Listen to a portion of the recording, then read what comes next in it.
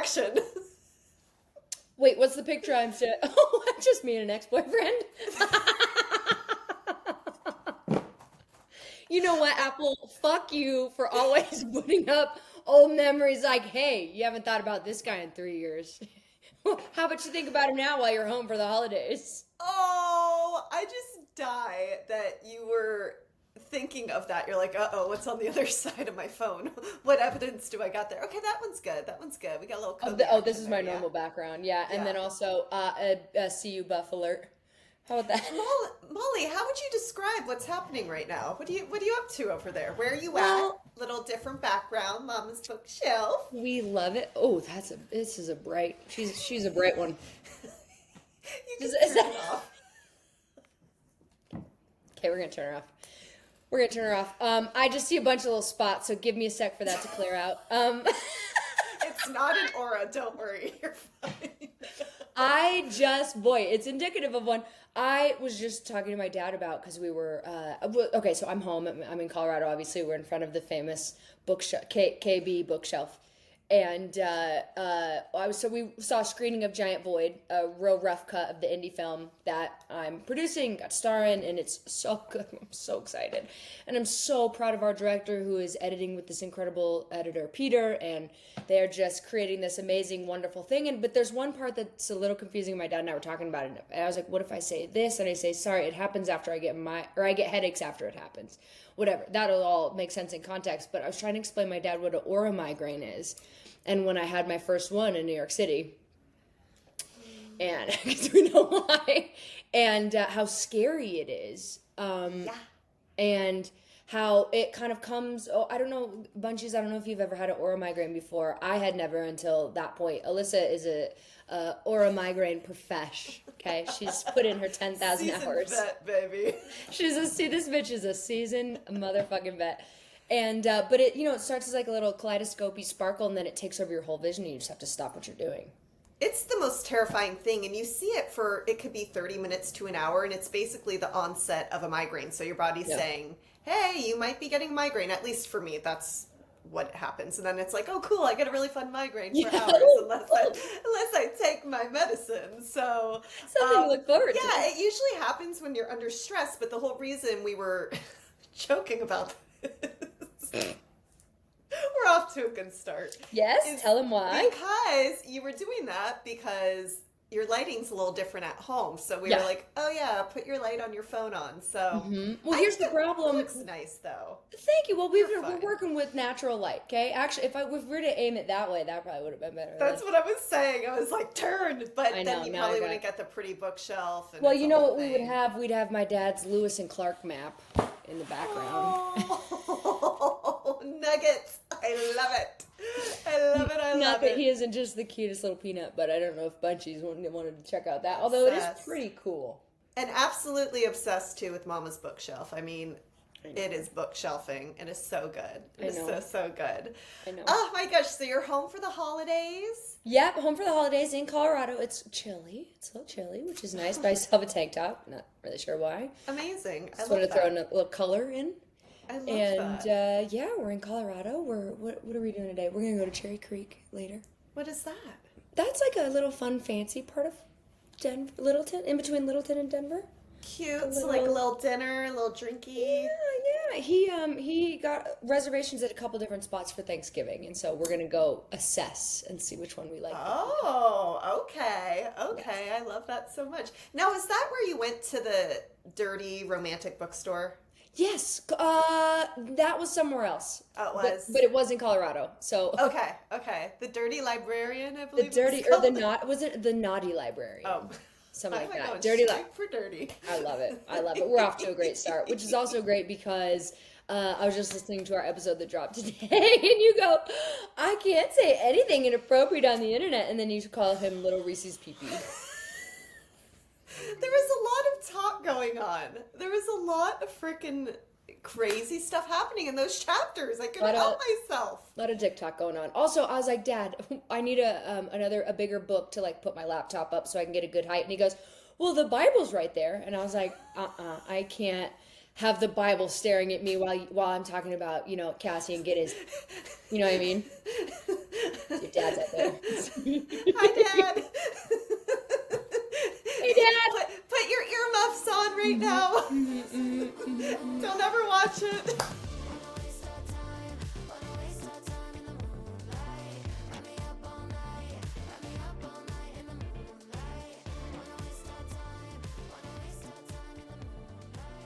Welcome everybody to A Novel Bunch, your modern day book club. If you're new to the channel, please like, subscribe, comment, all that fun YouTube stuff. And if you're listening on a platform like Audible or iTunes and you are loving the vibes, please feel free to leave us a review. It really allows us to connect with our fellow book loving community. Now today, we are starting A Court of Silver Frickin' Flames by Sarah J. Maas, chapters 1 through 9. And oh my gosh, you guys, I have been waiting to frickin' read this.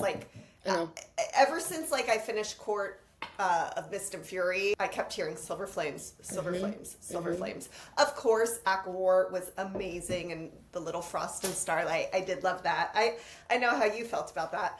But this one is giving kind of A Court of Mist and Fury .2. Yeah. The same enemies to lovers. Oh, big time. Very thin, painfully thin. Yes. Angry at the world. She's got to grow and she's got a grudge on everybody. But I love it, and I love too that there are so many characters we know and love now, because when you first read A Court of Mist and Fury, you're meeting everyone. You're meeting the inner circle, and it was amazing, and I loved it. But we know everyone now, right? So it's they're bopping around. What? They're real. Holy. No, I'm just thinking about how we ruined everybody. We've now officially, little Reese's Pee-Pee has officially ruined the number one book daddy. Dude, everyone is commenting too, because we just released the ep today, and they're I need stickers of this. And the other one was your Asriel comment where you called him Big Dick. Yeah, the man, the myth, the big legend. And I'm let's get some stickers, baby. Let's go. We are managing to ruin this entire We've ruined it. We've got emo one Azrael. podcast at a time. We've got Danny McBride with a spray tan and red wig, and now we've got Low Reese's Pee-Pee. Yeah, no, we've ruined all the characters. And honestly, I wouldn't have it any other way. Obviously, it's the best. And we're reading this over December and January. So we're going to have the schedule come out. Next week, we're going to do, I think it's chapters 10 through 18. I mean, this was actually a heavy read, though. I was oh. It was still over 100 pages. My dad sees the book. He goes, what is this, War and Peace? And I go, basically. You got no idea, Dad, what we You have no... It's so good. It's so good. But we have so much to talk about. Yes. Miss Molly, do you want to knock it off for us?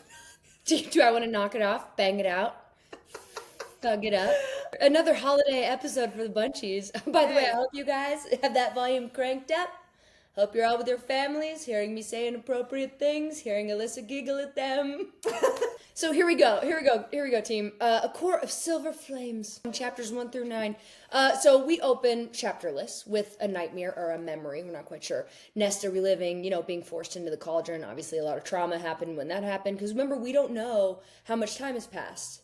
Right? So for us, time is relative. It could be, it's like the Interstellar, which you have yet to see. Where 1 minute on another planet is 10 years on this planet. And so it's just crazy. Anyway, so she was forced into the Cauldron, the death promise she gives the King of Hybern. She remembers that, the unbearable pain of immortality ripping through her, changing her, and that she's going to make them all pay, starting with the fucking Cauldron, and that she rips into it, swallowing mouthfuls of power and watching the Cauldron recoil. This bitch is so scary. We're getting little glimpses into what happened, but still don't know the full story. And she terrifies me. This entire chapter 1 through 9, I'm careful. Even Reese's Pieces is terrified of her. Yeah, because he understands that there's something up with it's bigger than her. It's the right person at the right time in the right cauldron. All the pieces are coming together to create something really potentially dangerous if she doesn't get her shit together. And she's angry at the world, and that's the worst thing, is somebody that has all this charisma and power, whether it's real power in a book or a different type of power in, Yeah. the world. And then you take somebody that's really angry and bitter. That's a dangerous combination. Our girl's got it. She's got it all right. Yeah. So part one is called Novice, which is interesting. Do you have any hypotheses on why? Ooh, well, I would guess that she's a novice to her power, whatever this deep power is going to be. And I feel like obviously she will be exploring it and discovering it as we go on. So it's probably going to take a while to hone and craft that. But I mean, that's just my first thought. So I don't know. I'd ask you what yours is, but I have a feeling you might already know. Well, you can always ask me what my hypothesis is, because I'm only going to take into consideration the amount that we've read, and I think we're probably on the same page. Okay. She's a brand new, just a baby Fae. Just your baby. Just a baby Fae. Girl Faye. Just a scary death god, baby death god. Yes, exactly. Badass. So we start now. It's in third person narrating. I remember you talking to me about that. How are you feeling about that? Oh my gosh, at first it was not my cup of tea just because I wasn't used to it and I don't normally read books that are in third person. I love just knowing that I am inside this individual's brain in first person and I'm seeing everything through their mind and their life. But I will say, as Sarah J. Maas is really world building, and now we're getting into villains over here in different courts, and you have to be so many places at once. You can't do that in first person. But it was really weird at first to be like, oh gosh, even Reese's Pieces seems different now. But it's how Nesta feels about him now. Yeah. And so it was weird and different, but the more I'm reading it, the more I forgot about it. Like when we first started ACOTAR, I was like, oh God, girl, I can't do this in past tense. I'm a present tense first person girly. So like this changed the game for me. Now I don't give an F because beautiful writing is beautiful writing. You guys hear that? She doesn't give an F. I don't. Not one single F, okay? No F's given. Have you ever been affected by that, or does that, you just don't care? It's so interesting because when you pointed it out, then I'm like, it isn't third person.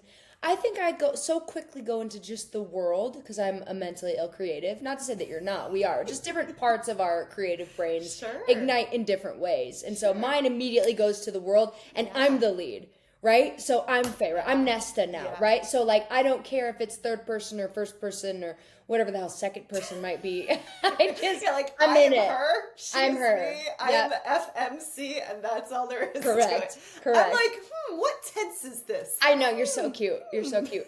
It's my inability with language. Like I'm not great at the rules of language. I'm not good at spelling. They pay me to say the words. Girl, you got it. You killing it. And you would fool me because you seem very on it with I appreciate that. Well, listen, I'm curious about everything, but like I have like a little bit of directional dyslexia, which is like kind of a thing. Whatever, it doesn't matter. Oh. And so it's not dyslexia. I can read. I get turned around. I'm not good with directions. You know what's weird that you say that, because I know you're really into science. How are you with math? Are you more a numbers person? Oh, I love math and science. I love math. See that? Like, okay, I do enjoy science, but for me, I'm a wordsmith, reading, writing, grammar, spelling. I will live in that. When it comes to numbers, I'm not kidding. I literally think I get dyslexic with them. If I'm trying to remember like 6 numbers, I will always fuck 2 of them up and they'll be opposite. And I just, stresses me out. So I know you love that world. You're obsessed. Yeah. You're like, give me science, give me numbers. Yeah. And I'm like, oh God. Not with the science. Science is interesting. Of course, yes. Well, and science, space, all kinds of stuff. We're constantly talking to each other about crazy stuff. But yeah, math, I understand. Math is tough. Math has rules that don't always make sense. And now there's like a new math that's happening, and it's pissed off all the old math people because they're like, these are rules, you can't change it. It's like, well, we didn't know for sure. So whatever, it's a whole thing. My dad and I were talking about the guy that won the Nobel Peace Prize in physics. Physics, talking about interpolarity. about, basically it's your body guessing what's going to happen next. So the goal of AI is to mimic the brain. That's all AI is trying to do, right? Because our brain has an ability to assume what it thinks is going to happen next, and that helps us survive. But it also gets us into trouble, because if it thinks that there's a bad cell and it goes to duplicate it too quickly, well, now there's too many cells, and that's cancer. So your brain has told your body to. So he's figured out this. I gotta find the word because it's just. But it's just so anyway, that's what my dad and I have been discussing all day. If you wanted to know. I love it. I love it. Bring it to us, baby. Nice. You always have the fun facts. Thank you. It's my inability to be happy with anything. All right. So chapter 1, Daddy Cassian is narrating, for lack of a better term, because it's third person, but he's wondering why Nesta would choose to live in like the slummiest part of Velaris, which there isn't really one, but if there were one that was like not the best, she's found it because she hates herself and she wants to punish herself. And he knocks on her door and she opens and she looks like shit. And what is she wearing? She is wearing another man's button-up shirt. Ooh. Does this baby girl have a man in her beds when Cassian is there knocking on the door? Sure does. Sure does. And this poor guy is like trying to sneak out of her window because he hears Cassian. They know who Cassian, Rhys' PC's Feyre. They know who Nesta is. You know, they live there. Well, they know what happened in lore. It would be like fucking like one of the princes in the monarchy in the UK. It's like, you know who William is, you know who Harry is, you know the Queen and King and Camilla and all, you know all of their, and you're like fucking one of the cousins that's like known but not super known, but like if you piss them off, you're gonna piss the monarchy off, and now it's like it's a very precarious little stitch that man has found himself in. Yeah, and then Cassian even said, well, we'll get into it, but the one thing, just speaking about the other guy, he's like, yeah, can your men also smell that you haven't changed your sheets with your different lovers? Like, he's walking in. The last we've seen of them, they are on the battlefield. She's about to die for him. He's giving her the most romantic saying of all about how they didn't spend enough time together. In the next world, he's going to find her, and then they kiss. And now he's knocking on her door, seeing her look like shit, even though he still thinks she's hot AF, still peering at her little body, even though she lost a lot of weight, but she still got her assets in place, if you know what I'm saying. Yeah, apparently she still has big old titties, which I don't know about y'all, but when I lose weight, I don't have big titties, okay? But whatever, it's fake. It's a magical world. She magicked them bigger. She did. So, yeah, he is there, and he's basically telling Nesta, you need to get dressed. We need to go up to your sister's house at the brand new river house that Rhys' PCs and Feyre have built together, which I absolutely am loving from how they've described it, but I want to get your thoughts. Sounds gorgeous. They're so good, homey, and they're so like, they're just, and I could see, to someone like this, I could see that being really fucking annoying. You know what? This also reminds me of, so I'll throw a little bail.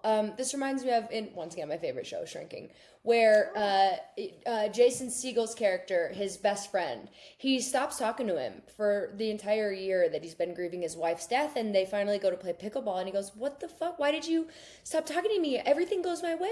I'm the most fun. And he goes, yeah, that's why. Because it's just, everything is always perfect and happy, and you couldn't let me sit in my, like, I'm hurting, dude. I was hurting. Yeah. And so, you know, there's a fine line with Nesta between like understanding that something more is going on there, but also her, you know, needing to pull herself out of this trauma. Yeah, and right now the only thing that is helping her cope with the trauma she just went through is music, alcohol, and men. So that's like what she's doing. So yeah, Nesta's like trying to pull her out and say, you need to get ready. We have to go in, you know, a few minutes. Or does he give her a few hours? I can't remember. He gives her a couple hours. He goes, fix that, clean that, get out of her bed. And you hear him running around, and it's like, all right. And that's what I say. We learn that even though she's painfully thin, she still has big old Sydney Sweeney titties.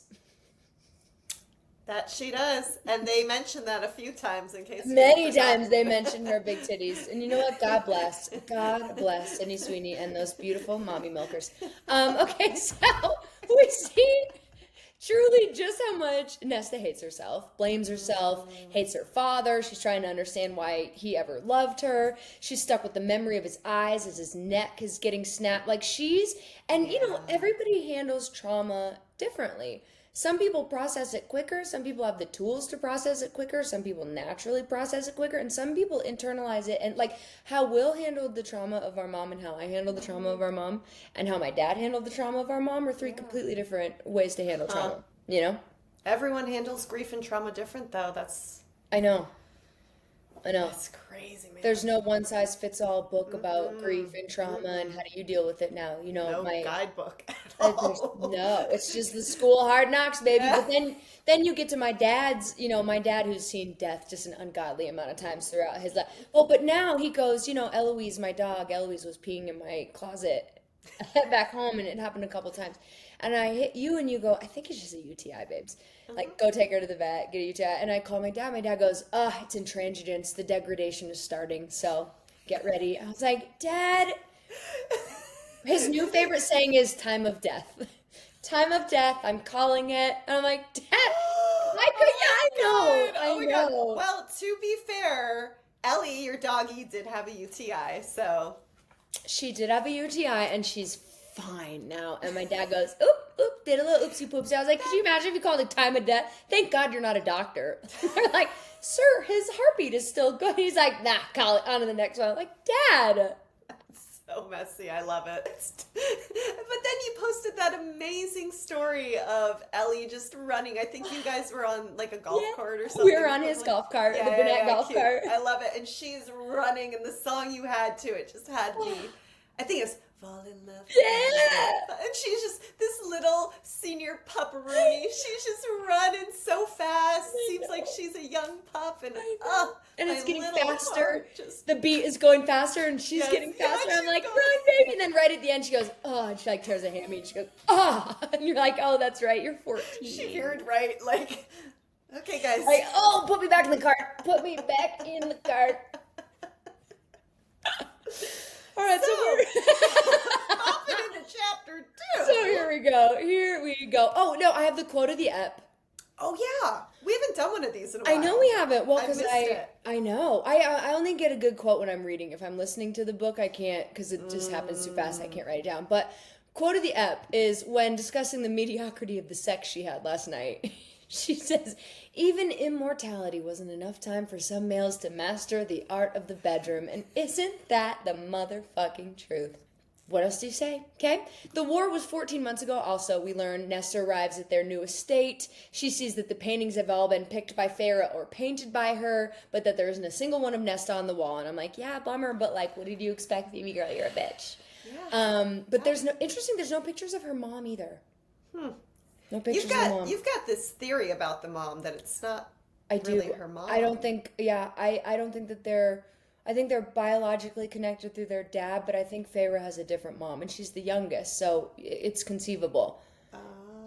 Nesta's the oldest, and we know the mom would say, Nesta, my queen, I love you, and, she'd love Elaine. She said Elaine's gonna marry for beauty and love, and Nesta, you're gonna marry to conquer, and fucking, who's the other one again?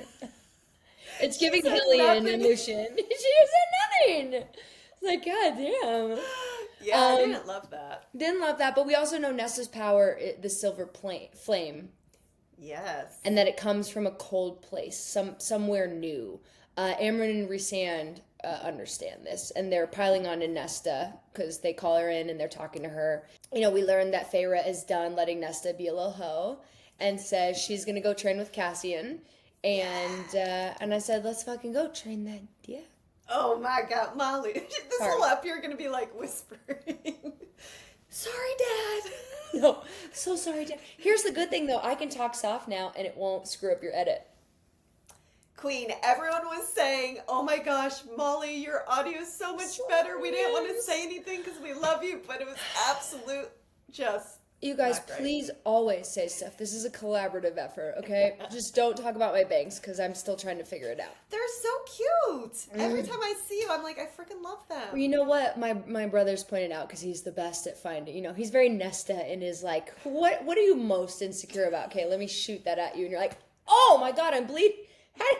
don't even feel you Like, shoot I'll bring me. you to your knees. That's my There's gift. so much blood, and I don't know how did that even happen. But I have a really bad cowlick right here, and so I was FaceTiming Will, and he goes, ah, and I go, what was that? And he goes, your cowlick is aggressive today, and I was like, whoa. Stop it. You know what's funny? I think I have a cowlick too, but maybe that's why. But I feel like my bangs aren't short enough to wear as bangs. Yeah, but if you do have a cowlick, it perfectly swooshes you. Which is probably why they're separated. They're The not more mates. you know. I loved when you came on. You had that like little pin on your bang. I don't know what you were doing with that. I was trying to guess. This is how I joined. This is how I joined the meeting. I was trying to. But what's that do? Trying to tame my cowlick. I don't know. My haircut taught me this. You're just trying to let it like. Because my hair's still wet, right? I just got out of the shower because I was unprepared. So I did not time manage. You haven't blowed your bangs. It's on No, I didn't blow my bangs. I haven't blown much in a while. Whole thing. I'm sorry, cut that. Or don't, fuck it. It's staying. Well, I'm Then it just reaches saying, pee-pee. if I didn't air dry my bangs or my hair, it would be curly, and it could potentially be cute if it was a good day, but 99 out of 100 it won't be cute. I don't think I agree with that, but I'll let you get away with that if you want. All right, back to it. I know, we're only on chapter 2. Oh, shoot. That's okay. All right, so Feyre has to mother Nesta, annoying that the youngest is having to do this. But she's like, Nesta, you're moving to the House of Wind. You're going to train with Cassian in the Illyrian Mountains. And then you're going to work at the library with Clotho in the afternoons. And I said, I'm just trying to find Nesta's audacity because she is literally sucking at the teat of the Court of Dreams and is saying, no, you can't tell me what to do. And I'm like, girl, what?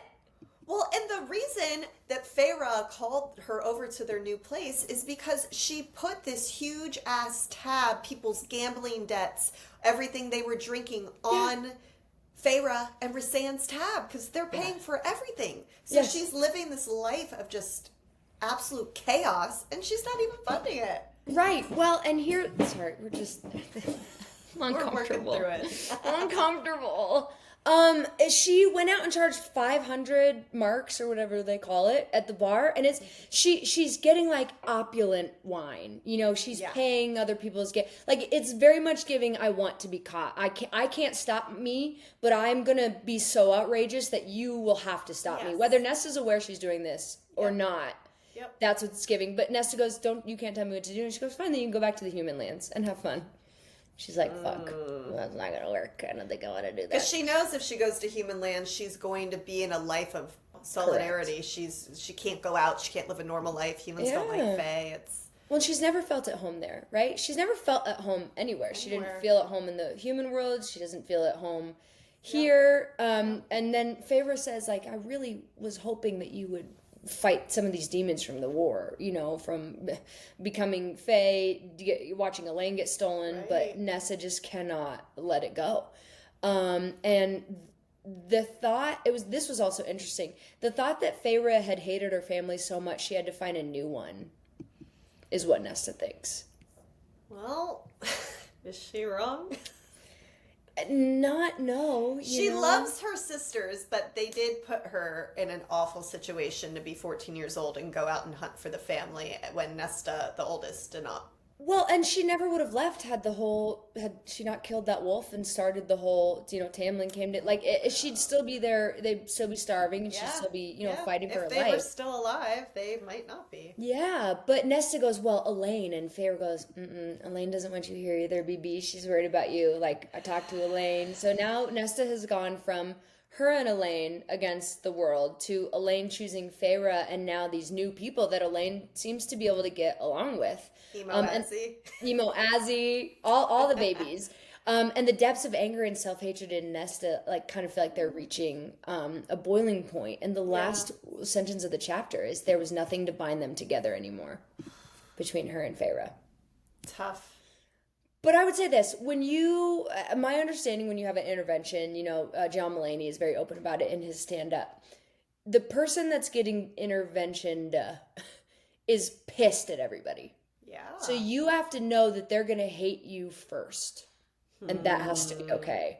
That's why people have to get pushed to their breaking point to insist on an intervention because you are going to absorb a lot of the person that's struggling's venom. It's going to be shot all over you. But that's exactly what we're seeing here. And she knew what she was doing, just like you pointed out. She was going so hard in the frickin' paint. She's like, yeah, catch me. She's like, then I can hate you all some more. Mm-hmm. Mm-hmm. Prove to me that you hate me as much as I think you hate me. Prove it. And on the contrary, they go, we don't hate you. We want you to get better, so we're sending you here. But what she hears first is, you hate me so much, you're taking me away from this. Right. But deep down, she wants it because she's acting out. She's like a child. Nesta. Yeah. So then we have Daddy Cassian trying to explain, the insane thing that Rhysand built. It's Cassian and Rhysand talking. Rhysand built that like big nerdy thing, like the map of the interactive map. I love you and I would love it. Yeah. But poor Cassian's like, But Rhysand interrupts his thoughts, which I thought was hilarious, and asks if he's ready to take on the project that is Nesta.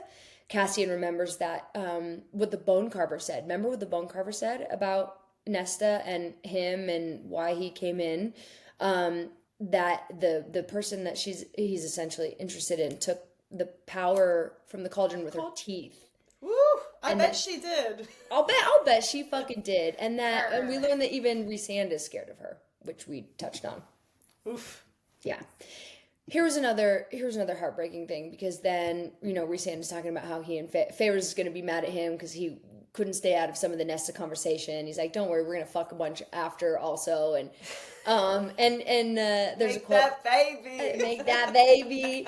And there's a quote from the book that said he didn't begrudge their happiness, talking about Cassian. There were plenty of times when he'd seen the joy on Rhys's face and have to walk away to keep from weeping because his brother waited for that love and earned that love. But sometimes Cassian saw that mating ring in the portrait behind the desk and just wanted. Well, something tells me, Daddy Cassian, that you're gonna get what you're looking for. I got an inkling. But this was inkling? Just so heartbreaking. I know. And relatable for me as the last of my single friends. No, stop. We're gonna make some new friends. We're gonna make some new single friends. It'll be great. No, I have enough friends. All right, so Daddy Rhys says Cassian has to look into the human queens too, because apparently they're scheming again. These dumb bitches. Scheming up. And they're scheming up. And they're pissed at Nesta, remember, because the Brialyn, the scariest queen, the one that's kind of in charge, got turned into an old crone. So she's going to live together, but she looks like 150 human years. Yes. So she's pissed. She wants vengeance, I'm sure. And then we learn that Nesta turned to smutty little bookie poos so she could feel something after the war. I said, girl, same. And that she has the gift to slice someone quickly with the thing they are most vulnerable about, which is what I was just talking about, a skill set that I don't have, but I know people that have it, and I'm envious. I could never. I know, you're too sweet. You could to me over text, though, quietly.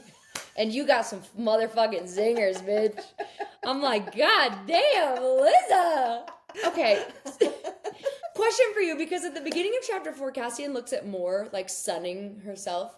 And he's like, this is the most beautiful thing I've ever seen. And I'm like, huh? I was a little taken aback when I read that, because he really was taking in her features and saying just how beautiful. And I get it, but homie, you hooked up with her a long, long time ago. I wonder if she shared with him her inner truth about how she couldn't really fall in love with a man. If maybe he knows, so that he's able to just look at her beauty and appreciate it maybe that's kind of what's going on there. Because at first I was like, That's an interesting psychological block that I appreciate the hypothesis behind, because like some of my gay friends are so handsome or so beautiful, and you're just like, I know that we'll never be together, so I can absolutely unbiasedly acknowledge how gorgeous you are. It's not creepy at all. But it's not creepy. You're appreciating it. Exactly. So I wonder, but I don't know, in the back of his mind. You know what I mean? An Illyrian's still an Illyrian, you know what I'm saying? You know what I'm saying? So they discuss Callahan, which is a new area for us. It's an ancient Fey land that has been restless since the war. And apparently they don't want to sign the treaty. So all of our Fey High Lords are trying to create a treaty of like, okay, now that the wall's down, now that the war's done, we got to figure out how to get along. Helion crafted the treaty, by the way. But the Callahan people don't want to do it. And we don't know why. I smell trouble. We know the queens are up to something. Yeah. We don't know why they'd want to start anything at all with the Fae, but I don't know. There's something. I don't trust them. I don't either. And I don't like that they didn't go away after, the last war. And I definitely have no idea what's happening in this book. So, Yeah. Nesta is awoken by a nightmare again. This time at their little cabin that they were when they were younger, and we get a glimpse of their mom, who says to her, "My Nesta, Elaine shall wed for love and beauty, but you, my cunning little queen, you shall wed for conquest." And I go, yeah, that's... And then Feyre? Nobody? Still nothing. Nothing? Crickets. Okay. All right, fine. But we also learn about Thomas, who it would appear is, she was thinking about the man that she almost married, Thomas, who watched his dad be abusive to his mom, and then he turned around and was abusive to Nesta and tried to SA her, it was implied. So Nesta's got some understandable anger towards men, towards the world. Yep. It's per usual, it's never easy. Now we're starting to learn like, oh God, she was in a really abusive relationship. Yep. That's hard to think about. Okay. And her mom and her were really tight when her mom passed away. God, I know firsthand how hard that is. Like, we're starting to learn the colors and the intricacies of her. So many layers, so much trauma that she's lived through that we don't even... It's all adding up. And I guarantee you, no therapist helped her in the human land. Mm-hmm. And I don't think she's getting it now in Prithian or Velaris or wherever they're at. No. Just a guess. No. Because also, if you work on it, then what's your identity? One of my biggest frustrations is in the artistic world, a lot of us feel like we can't work on our trauma because our trauma is what makes us interesting. And it's so not true. I'm so much more... The depth and the pool of my emotion goes so much deeper now that I know why I am in some capacity. Sure. The way that I am. And I'm learning every day. I'm growing every day. I'll never be a complete. I'll never be satisfied. No one will, yeah. And that could be taken with a negative connotation, but it's not. I mean it in a hopeful way. Like, I'm glad I'm never satisfied. That means I'm going to keep, being excited about everything. But if you fix or you work on the things that hurt you, then how are you going to be able to cry on camera, or how are you going to dig into something? And that's the common misconception. Oh, listen to a song or watch a Super Bowl commercial, bitches. I'm sitting on a Super Bowl commercial? Duh, stupid actors. Put on the Budweiser one with the dogs running. That's right. Or put on the theme song from The Leftovers. You'll be bawling like a little bitch. Oh my gosh. But Nesta's wearing this trauma like, it's a shield. It keeps her from having to be vulnerable. And being vulnerable is fucking hard. Mm-hmm. So we see, we're starting to see why this is happening. Rhys and Cassian talk to each other in their heads, which is hot. Dude, hot and weird. I mean, not weird. We love hot and weird. I mean, I do. I definitely do. It's just the end of the day in my brain. When I said weird, I meant I was not expecting it. Yeah. In the sense of, I go, oh my gosh. I go, does he just bop around into everyone's brain? Or does Cassian have the same Daemati gifts? Because as I was reading, I was like... He seems to know every now and then kind of what's going on in Nesta's head, but then I'm like, maybe she's just wearing her emotions on her face. But I'm like, if he can talk to Daddy Rhys's PCs, could he potentially share the same gift? Or maybe Rhys, because he's so powerful, was able to give that to him? Like, I don't know. I could see that. That would be cool. I actually don't know. I also think, when you've known someone for 500 years, you know what they're going to do without even, like, we've known each other for 15 years and we know what the other's going to do. Right. So imagine 500 years. But, like, they're literally talking. He's like, oh, you still up? I was like, is this what you do, Rhysand? You like, just not you up.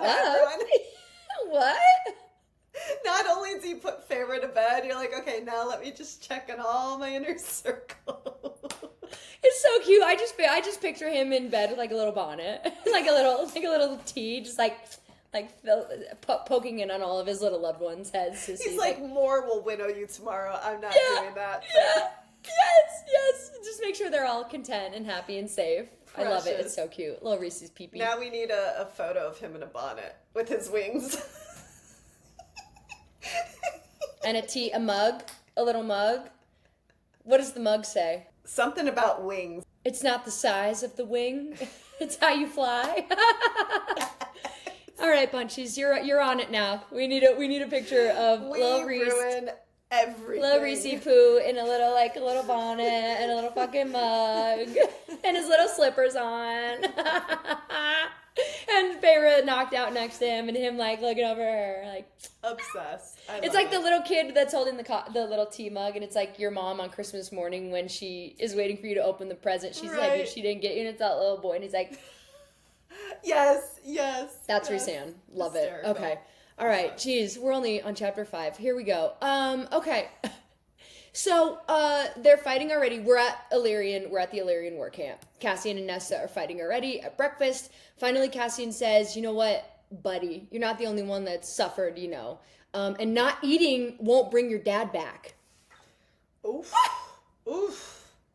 Hard truth, Cassian coming through, man. My God, I loved it, but like it's like when you don't say anything, and then you get drunk and you say too many things. Sweeping it under the rug until you have that explosive moment. Mm-hmm. Yeah, she didn't like that very much. No, she did not. And I don't think anybody would. But you know what? It's like a little smack, like I was talking about last time, of like, I'll give you sweet love and hugs, but like obviously that's not working, so I'm gonna start smacking you around. Proverbially smack you around. Obviously not. Unless she wants it and it's consensual, then Right. But she says, don't think this training is going to make me want to climb into bed with you. I'd rather rot. And he replies, I won't be climbing into bed with you. You'll be climbing into mine. I literally texted you when I read this. I was like, oh my God, this is giving me literally the stomach drops and butterflies of A Court of Mist and Fury. Yeah, oh my God. And then I'll go back and reread it just to feel something. I love it. Just to feel alive. And how long has it been since Cassian's had sex? Dude, 2 freaking years. And the last time he banged it out, it was literally a bang sesh with a Fae in the alley, like outside of Rita's, and they were like both, understandably just trying to like let off some steam. Totally fine, do you? But like, he hasn't had a woman since, and we learn it's really just been he and his hand. I'm just so proud of you for saying bang sesh. Yeah. My heart stopped a little bit, but I know, I can see it, but I'm so proud of you. You pushed right on through, just like he does with his, it's like that Pink song, It's You and Your Hand Tonight, for 2 years. Literally Of course we were. Mm-hmm, oh my gosh. All right, so now they're at Windhaven. Devlin saunters over, asks what she's doing here. She responds witchcraft, which is fucking hilarious. Obsessed. Like I know it's a very severe defense mechanism, but she can whip out shit to set, like she shoot. I am never happier than when I'm with my brother and somebody's being a shithead and will shoot something at him because he's so fucking fast. He's so fast. The only person I've ever met that is as fast as Will is Matt Rife. Oh. So fast. That's why his crowd work is so incredible because he's so fast. Yep. And it's savage, but it's authentic and it's funny, and he doesn't mean it in a mean way. Will might sometimes. I'm sure Matt does too. But the only person I've ever met that's faster than Will is Matt, and it's just so sharp. So I love when someone like Devlin who's got a big ego or is being an asshole or whatever come, because I just know Nessa's gonna shoot some shit at him, and we're gonna love it. That means they're excellent listeners to be able to be so quick and really listen to what people are saying. Yes. Even Devlin, even though we don't like him, it is fine. That's right. That's right. Although Devlin, in typical SJM, is complicated. He's morally gray because he is helping train women, and that's very frowned upon. Yeah. In this, but the fact that he's the one starting it. I haven't loved his attitude every time I've seen him, but and that's fair. That's fair. It's still early. It's still early. Then they go to train and Nesta won't get off the fucking rock in front of everybody and embarrasses him. And I was really mad at her for that. I was continuously mad at her for that because he so badly wanted her to get up, and at first he's like, "Get up," and like was really. I was like, "Say intense. it again, Daddy." You know, she's like turned on by it. Of course, she gets off on this. Yeah, but she wouldn't do it, and so eventually he said, "Okay, fine," and he didn't speak to her again because he's like, "I'm not wasting my time on you right now." Well, and then she says, "Good, let him hate me as much as I think he does. It's better that way." Just want everyone to hate you right now. You're in your deep, deep self-hatred, which I feel horrible for. I mean, she must be massively depressed and all the things. Some Lexapro. She needs a little Lexapro. Do you think they have that in Velaris? I don't know if they have SSRIs. I think maybe in magic form. Some Gahilian's got something. Yeah, some kind of like little, like, boop, like a little Prozac. Or like, you know what I mean? Like a little SSRI. So she's watching him and remembers the time when she couldn't leave his side as he lay dying. Do you need to get that? No, it's fine. I'm sorry. I think it's my Amazon package. I was just curious.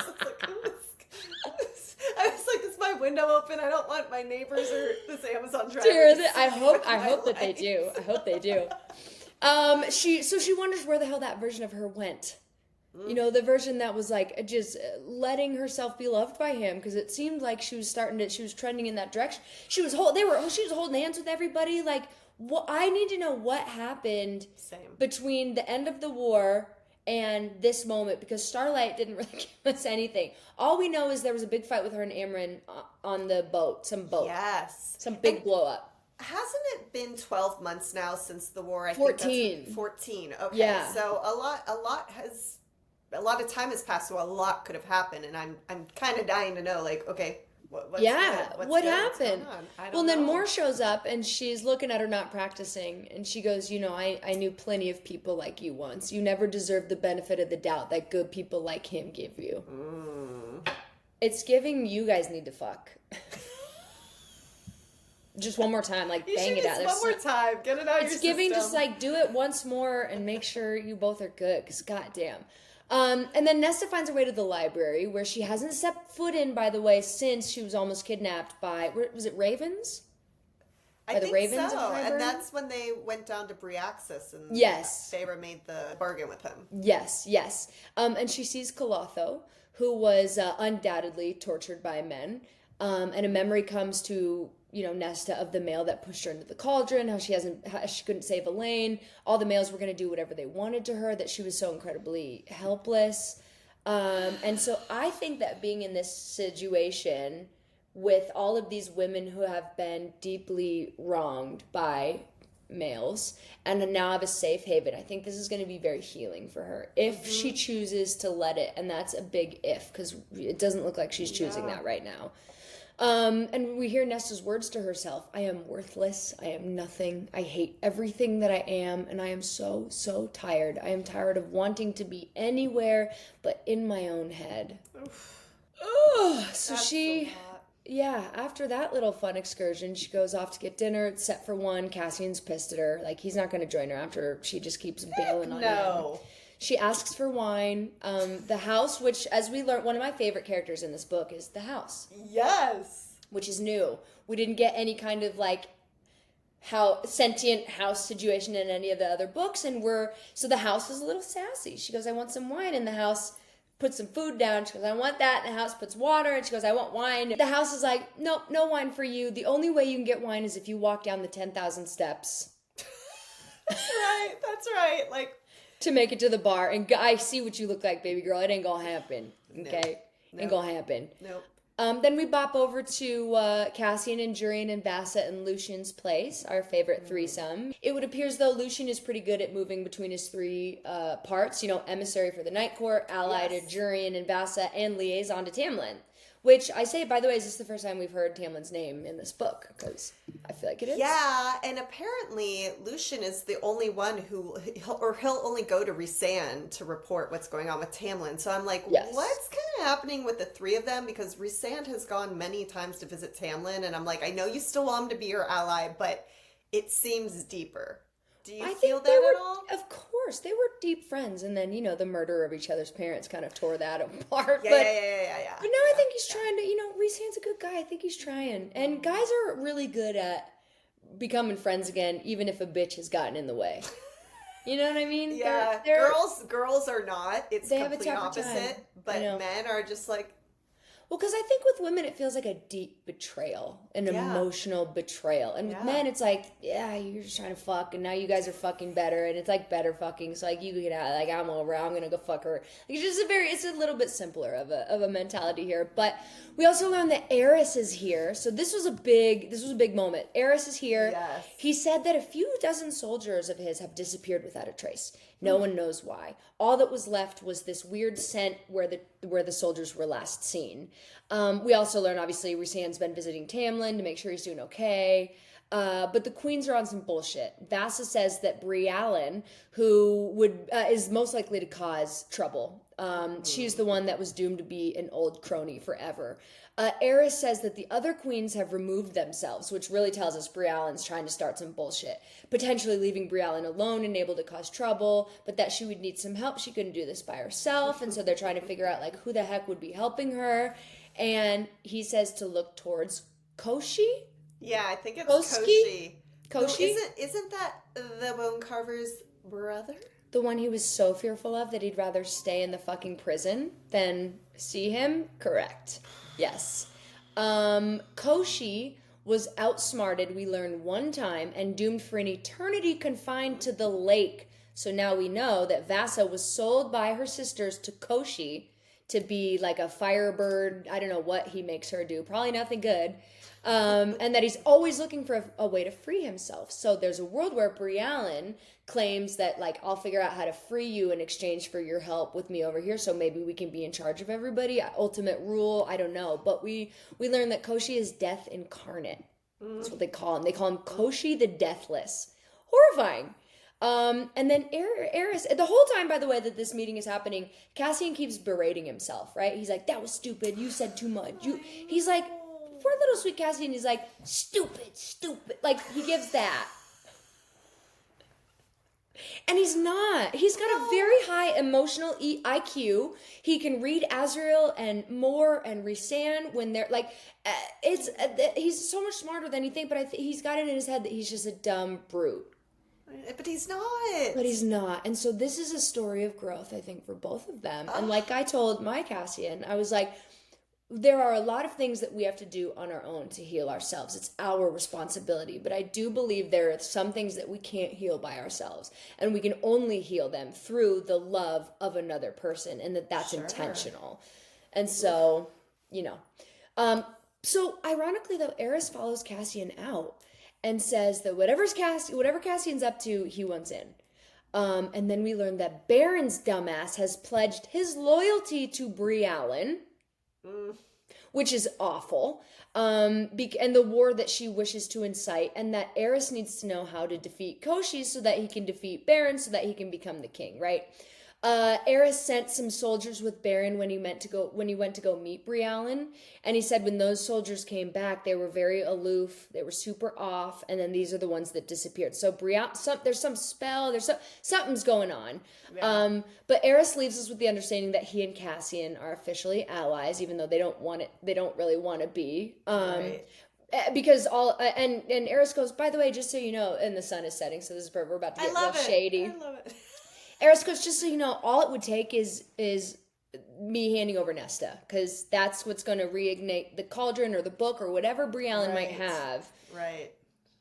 She's got the power to instigate it again. And he's like, and I don't want to turn her over, right? You don't want me to turn her in? Okay, so we're going to work together? Okay. Then we cut back to Nesta. She's looking down at the 10,000 steps going, that glass of wine is really that's gonna hit the spot. So would you go down those 10,000 steps? No, not for a glass of wine. There are a few things that I would go down 10,000 steps. That's what I was curious.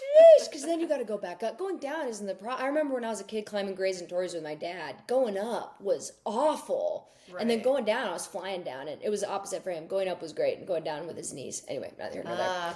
So she's like, I'm going to go down these 10,000 steps. Fuck it. And she makes it 100 steps. And she's cooked because she's in terrible shape. Awful shape. So she turns around, goes up, opens the door, falls in front of Cassian, who happens to walk in at just that moment, because of course he does. And then he helps her up, and she begrudgingly lets him. And he tells her that one time the three boys went down there. They'd have to go up and down for punishment. And the very first time they were all so sick that Cassian puked all over Azrael, which made him puke all over Rhysand, which made Rhysand puke all over the stairs. And that image is so funny to me. And then when they were walking back up, all they could smell was this awful puke heat permeating, so they all vomited again. Like, he's like trying to bring her into like these funny, human-y moments. But I love how he's doing that. He really is just trying to soften her in any way he can. He's like, okay, let me try this. Let me try this. Let me try this. But he's not too much at all. He's got a great gauge on how not to be too much. Yep. Yes. But I'm dying at your lighting right now. It's just perfect right in your eyes. It's gorgeous, actually. I can't see shit. Golden hour. I know, my poor baby. I can't see a thing because, guys, when you have blue eyes, you have no melanin in your eyes. So you have nothing in there to protect them from the light. So, Same with green, girly. Yeah. Sunglasses all day, every day. I can't. Yeah. So we're just going to get a lot of weird shadowing going on for the next 15. Remember what Amren told him with Nesta? She said, keep reaching out your hand to her. Just keep reaching out your hand to her. Yes, because she's the one who was close with her, so she must know some stuff. She knows the most, for sure. Then the next morning, Nesta is in so much pain from just going down the 100 steps, and she doesn't want to show it, though. She's like, she's very proud. Damn, to show them how I'm Do we think doing. Nesta's a Leo? 100% could be. Okay, That great. Pride is big. She's for sure. I remember reading that as like, that's probably something I'd do. 100%. And I am, so she's like a Leo Slytherin combo. Like a Leo, I could see Leo sun and maybe a Scorpio moon or rising, maybe double Scorpio. 'Cause she's got it's complicated. Yeah. I love that I transcended it over to Harry Potter too, because that's also how we tell people who they are. Like, Faye was very much Gryffindor, right? And Elaine is just the littlest Hufflepuff. So the sweetest of Hufflepuffs. I know. Okay, so she's trying to stunt a little bit, like, I don't hurt. She sees Azrael there. He's laughing. Cassian's he walks in. Nesta says that she wants Azrael to train her. Well, she made a comment too. She's like, yeah, I've always found him to be the most attractive classically, you know, and like everybody seems to say that. Yeah. Like that he and Rhysand are more similar, and Cassian is just more man. Yeah, rugged. Yeah. That's a very specific look. There's a pretty look. Like, I think some of my exes have been pretty, and then you've had a lot of pretty exes. Yeah. I don't say that with pride. I promise, guys. Rather have not. No, there's a few. There's a few I'm proud of. But just very rugged. He's just and it's like an energy. It's like there's just like a ruggedness. Yeah. That Cassian, has. Sure. And then Cassian, she once again refuses to train, which I guess is going to be a thing. So whatever. But she's freezing, and so he takes her into his mom's old place that's been preserved by magic.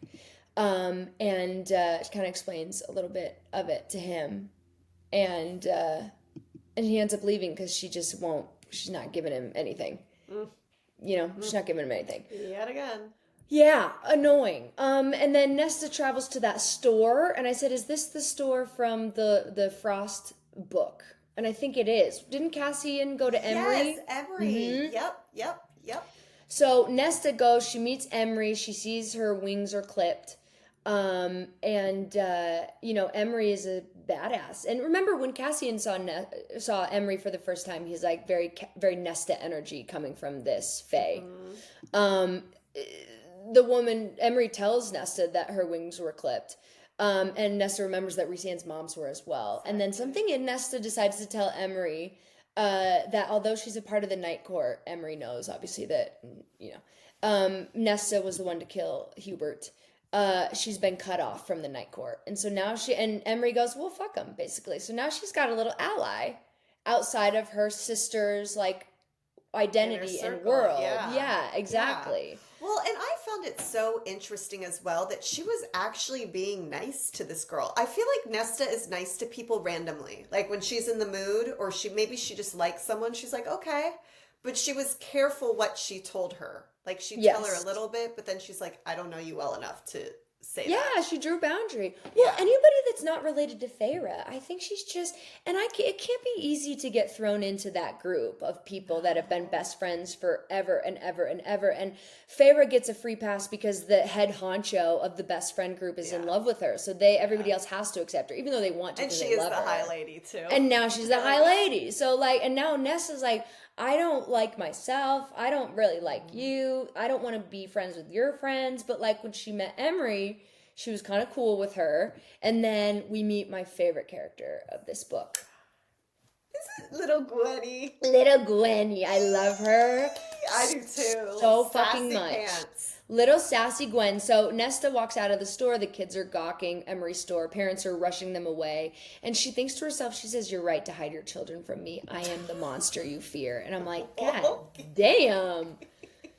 So then Nesta goes with our girl Calatho at the library, sorting books. It would appear as though the house is trying to get her to eat. You know, there's pork and bean soup keeps popping up. She says, no, no, no.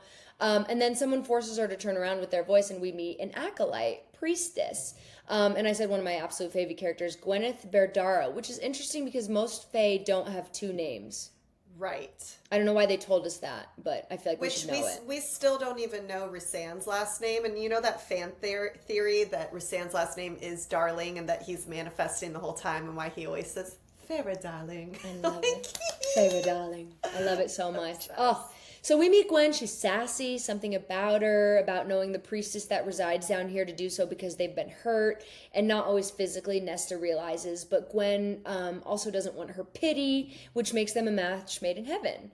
Yeah. So, you know, Gwen knows why she's down here because she got beat up by some dudes, but we can't see anything, marks on her like we can with Clotho. And Nesta's like, you can't always see the marks and the pain from, you know, being tortured. But just like that, Gwen is gone. Like a summer rain, Nesta thinks. And then she goes, got 2 nice conversations in one day. Who is she? That's what I'm saying. I was like, she's being so nice. Yeah. I gotta tell you, when we ended here, I was like, what the F? I need to know more. I know. I know. Well, then Nesta goes to Clotho and goes, I hate that girl, that's it. And Clotho goes, she already told me all about you. Like, I know none of that. Honey. Yeah. And that Gwyneth is working for Clotho's right hand, which is Meryl, who's like a little on the difficult side. Yep. And she says, Gwyneth, like you, has her own history of bravery. So, like, watch yourself a little bit. Like, you're not the only one that, you know, it's a little humbling, a little smack of reality. Yeah. And then my favorite part of our reading is she goes back to her room and then begs the house for that soup. And begrudgingly, the house obeys. And then it drops in some water and then some silverware. And then eventually a fresh thing of crusty, warm bread. And Nesta smiles, digging in. So it's like just a little bit of hope. Baby steps, you know? We're getting closer to where we need to be. I need her to train with frickin' Daddy Cassian. If she keeps saying no up like this, I'm like... Stop embarrassing our boy, please. Yeah, stop. Just stop. Yes. And then, it's funny you said, too, that the house is a character, because when I first read it, I was like, is this Reese's Pieces being the house? Like, that was my thought. Oh, shoot, did I spoil that then? I kind of just spoiled that then, didn't I? Because it could have been Rhys. It could have, but then I'm sure the more it goes on, right? Yeah, it doesn't. It gets cuter and more fun, and you know. But you're right. We didn't know that for sure yet. No. But I mean, it makes perfect sense that it was the actual house doing it. But I'm like, there's just so much magic, so many powers that. I mean, listen, it took me 5 books to finally spoil something, and it's a magical character house, so like... And that's okay. I love that. So then next week we are going to do chapters 10 through 18. Perfect. Does that sound fab? That sounds wonderful. And I'm just dying to know what happens next. I'm loving it so far. I honestly, it's just interesting because we know the characters, right? So we're exploring their world and more of their life, and we haven't even gotten to the war stuff yet, which I know is coming because you don't write a book this big. My dad said it's War and Peace. All right, Funchies. Well, we love you guys and we appreciate you, and we'll see you next week.